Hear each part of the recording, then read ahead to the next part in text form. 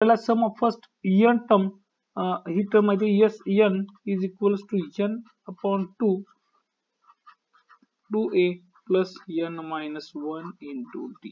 ठीक आहे, S N is equals to n upon 2a plus n minus 1 D. तर या फॉर्म्युल्यावरून आपण फर्स्ट पी टर्मची सम सांगू शकतो. S P is equals to p upon 2 bracket 2a plus n च्या जागी आपण काय करणार आहे p. सेम वे क्यू साठी आपण सांगू शकतो S Q is equals to q upon 2 bracket 2a plus q minus 1 D.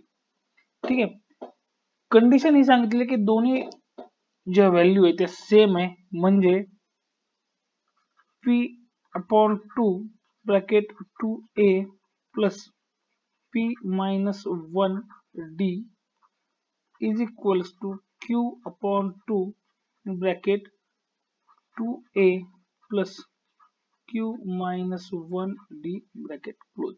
ठीक आहे, ते दोन टर्म आपल्याला सेम सांगितले, इक्वल आहे म्हणजे दोन. ठीक आहे, 2 टू गेट कॅन्सल, दोन्ही साईडला काय केलं होतं आपण डिवाइडला होतं, त्यामुळे दोन टर्म काय होते कॅन्सल. आता इथं p ने ओव्हरऑल ब्रॅकेटला मल्टिप्लाय करून घेऊ आणि सेम वे q ने पण मल्टिप्लाय करून घेऊ. आपल्याला काय मिळेल 2ap plus p bracket p minus 1 D is equals to इकडे मिळेल sorry 2aq plus q bracket q minus 1 D. ठीक आहे, q मायनस 1 डी.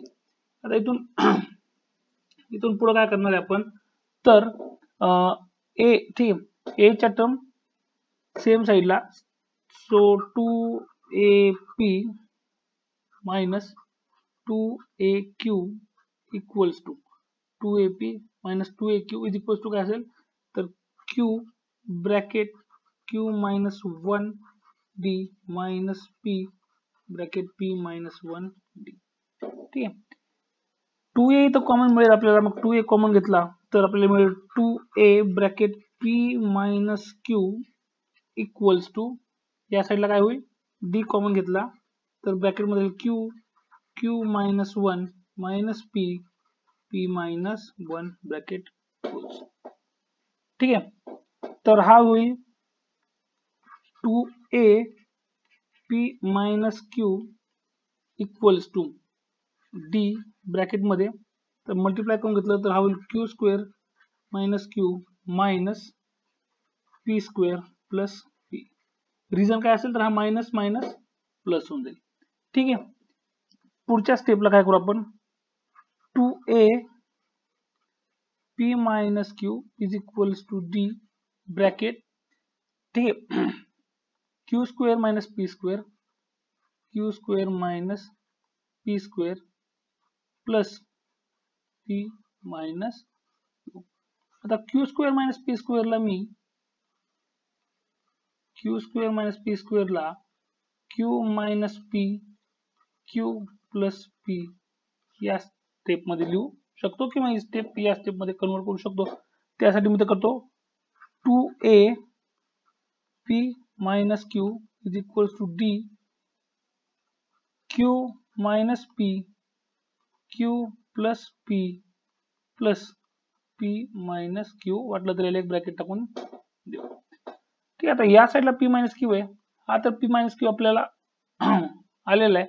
इथं फक्त या टर्मचं काय आपल्याला रिअरेंज करायचे, तर p मायनस q ह्याला कन्वर्ट करण्यासाठी मला मायनस बाहेर घ्यावा लागेल, म्हणजे 2a p minus q is equals to minus जर मी बाहेर घेतला तर मायनस बाहेर आला तर p मायनस q होईल.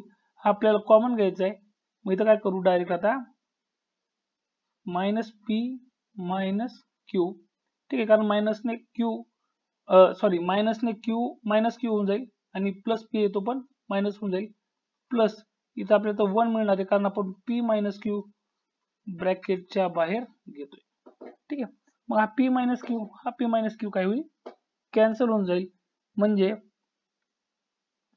2a is equals to d bracket मध्ये 1 मायनस पी मायनस क्यू.